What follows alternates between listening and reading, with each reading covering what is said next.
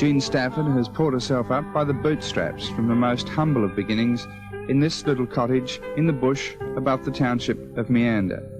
It was here she spent her first 15 years, a house with only 2 main rooms, no electricity, her mother on crutches since the age of 9, and the man she called Dad, although she never really knew her real father. Such is her resilience that her memories are of the good times rather than the bad. Well, looking back on it, it was fantastic. It was quiet and, yeah, I guess that's the word for it, quiet and restful. Were times hard? Well, I don't think so. In a matter of fact, I think we seem to be happier here than what we are these days. I mean, we seem to have everything these days, but there's more worry attached to it. Up here, when I was a child, of course, I didn't have the responsibilities my parents had, but it's easy going. You didn't really want for anything.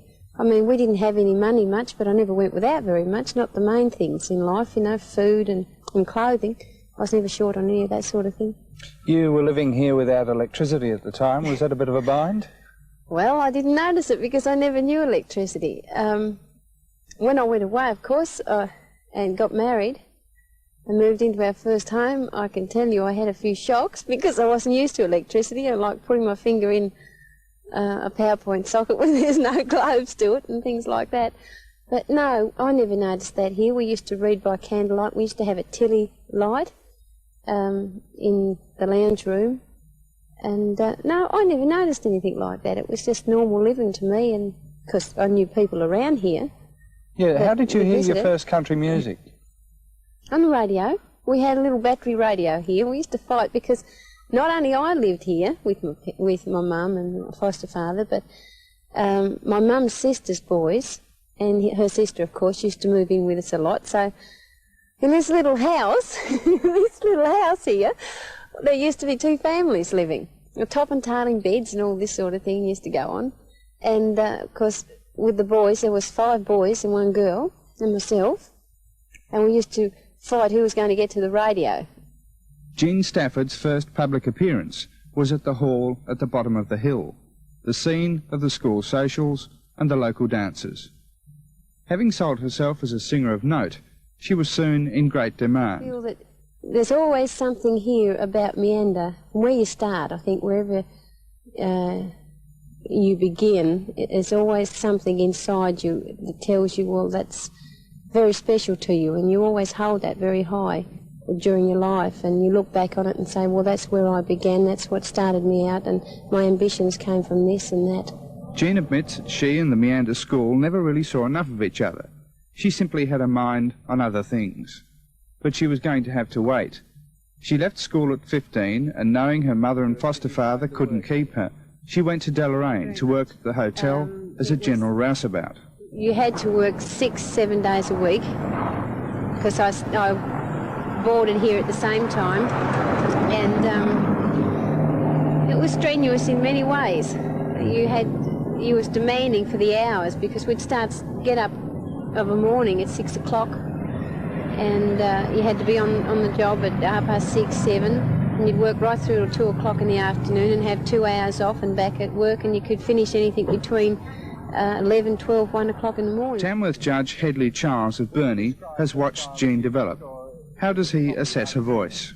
In a way, I think it's got a background a lot of others have. When you're young, you sort of idolise yourself on someone else, but she has always had a goal to be a good entertainer, and the majority of the material which she performs is American-based, which is a fair comment across the board. She's got the capabilities of writing and performing her own material, and she has, in this last couple of years, recorded some of her own composition. Is it a rare achievement for a female singer to get to Nashville from Australia? It certainly is. This is our first from Tasmania that I'm aware of, and one of the very few from Australia who have made it to an internationally acclaimed centre of country music. And a majority of Australian stations have, in their programming, rely very heavily on American influences, on their recording scene, what they're putting out there, and if Jean will certainly bring some of those back with her to work into her own act, and it's going to all be to her benefit. Not only to Jean herself, but to the Australian industry in general. My heart keeps going back to Nashville. That's the only home for me. My love is waiting there in Nashville. Nashville, Tennessee. The state capital of Tennessee, Nashville is a bustling city of 500,000 people. It has a rich history of individuality, pride and rebellion. But the real Nashville is found in the 4 streets making up Music Row. Only a stone's throw from the business centre, it's the place where the country music hits are made and where the stars have their headquarters. For 32 years, the heart of country music was the Grand Ole Opry House in downtown Nashville. Then, about 20 kilometres out of town, they established the new Grand Ole Opry House, the largest broadcast studio in the world, and now the home of the longest-running radio show in the world, the Grand Ole Opry, heard by 20 million people. There's also a television studio producing music shows networked across the nation. As well as appearing at the Grand Ole Opry, Jean will be making guest appearances at the Fan Fair, an annual event in Nashville involving 300 singers, dancers and musicians in 11 theatres. They keep this up 7 days a week in the summer. Smiling down from heaven. Oh, Mayor Briley's doing well. I wonder sometimes, do you really get satisfied with what you're doing?